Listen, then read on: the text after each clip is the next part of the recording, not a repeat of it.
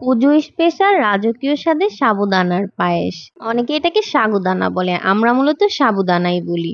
একটি প্যান গরম করে নিচ্ছি। প্যানে পরিমাণ মতো ঘি দিয়ে বাদাম কুচি আর কিশমিশ দিয়ে দিচ্ছি। আপনারা আপনাদের পছন্দ মতো ড্রাই ফ্রুট দিয়ে দিবেন।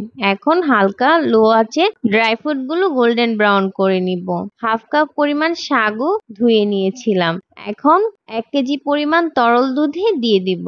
পরিমাণ মতো চিনি দিয়ে দিচ্ছি। চিনিটা আপনারা যেই পরিমাণ মিষ্টি খাবেন সেই পরিমাণ দিয়ে দিবেন। দুধের সাথে সাথে সাবুটা দিয়ে দিতে হয়, কারণ সাবু সিদ্ধ হতে অনেক সময় লাগে। আমার পায়েসটা প্রায় 80% কুক হয়ে গেছে। এখন হাফ কাপ পরিমাণ গুঁড়া দুধ দিয়ে দিচ্ছি, সাথে অর্ধেকটা ড্রাই ফ্রুট দিয়ে দিচ্ছি আর অর্ধেকটা গার্নিশিং এর জন্য রেখে দিচ্ছি। সাগুদানাটা না ফোটা অবধি জাল করতে থাকবেন। চাইলে এখানে একটু পানিও দিতে পারেন, কারণ সাগুদানা সিদ্ধ হতে অনেক সময় লাগে, সেই জন্য একদম লো আঁচে সিদ্ধ করতে হবে। এই পর্যায়ে আমি জাফরান দিয়ে দিচ্ছি। জাফরান দিয়ে 5 মিনিটের মধ্যেই নামিয়ে ফেলবো। আমার সাবুর পায়েসটি হয়ে গেছে। এখন গার্নিশিং করে নিচ্ছি। একবার বাসায় বানিয়ে খেয়ে দেখবেন। আমার তো নর্মাল চালের পায়েস থেকে সাবুর পায়েস খুবই ভালো লেগেছে। চেষ্টা করবেন অরিজিনাল সাগু নেওয়ার। দেখুন আমার পায়েসটা কি দানা দানা হয়েছে। আমার রেসিপিগুলো কেমন লাগে অবশ্যই জানাবেন। ধন্যবাদ। আসসালামু আলাইকুম।